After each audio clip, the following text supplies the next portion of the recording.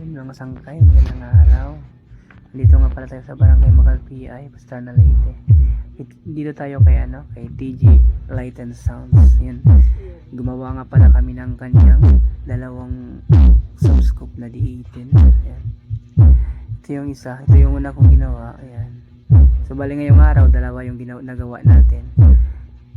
Ito yung una kong ginawa, ayan, sinasound check na niya. Tapos loaded nga pala ito ng Tsunami Live 18 inches na naka-double mugs, tapos 1800 watts. Ayan. So yan, lakas to. Nasa 9 o'clock pa lang yung volume niya, pero tumutunog na yung mga bubong.